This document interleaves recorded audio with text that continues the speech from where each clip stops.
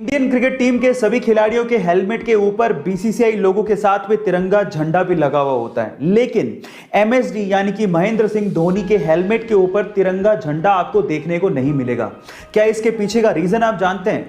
चलिए मैं आपको बताता हूं। एमएसडी बल्लेबाज के साथ साथ विकेट कीपर भी हैं और विकेट कीपर को कभी कभी विकेट कीपिंग करते टाइम हेलमेट को जमीन पर रखना पड़ता है। और आपकी जानकारी के लिए मैं आपको बता दूं कि राष्ट्रीय ध्वज संहिता के अनुसार तिरंगे झंडे को जमीन पर रखना अपमान कहलाता है और हमारे तिरंगे झंडे का अपमान ना हो, इसी वजह से महेंद्र सिंह धोनी ने अपने हेलमेट पे तिरंगे झंडे को लगाना बंद कर दिया।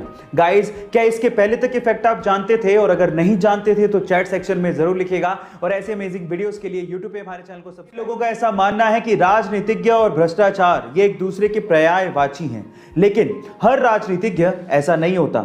जैसे उदाहरण के तौर पे लाल बहादुर शास्त्री जी।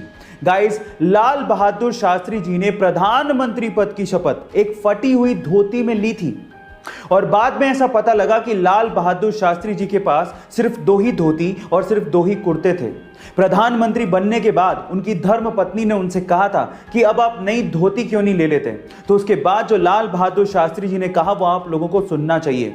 उन्होंने कहा कि देश के करोड़ों किसान ऐसी ही धोती पहनते हैं और मुझे नई धोती पहनने का कोई अधिकार नहीं है। गाइस, क्या आपने इंडिया के पहले गार्बेज कैफे के बारे में सुना है? शायद नहीं सुना होगा और एक कॉन्सेप्ट भी आपके लिए नया होगा, तो चलो मैं आपको बताता हूं।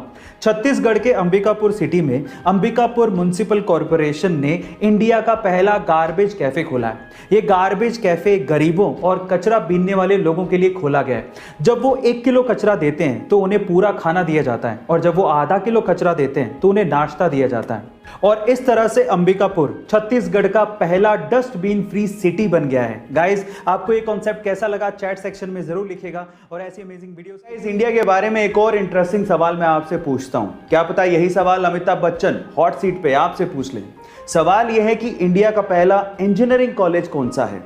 इंडिया में सबसे पहले खुलने वाले इंजीनियरिंग कॉलेज का नाम बताना है आपको। क्या आप जानते हैं? चलिए मैं आपको बताता हूं।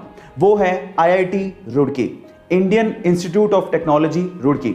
इसे 1847 में Thomson College of Civil Engineering के नाम से खोला गया था। क्या इसके पहले तक इफेक्ट आप जानते थे? और अगर नहीं जानते थे तो चैट सेक्शन में जरूर लिखिएगा।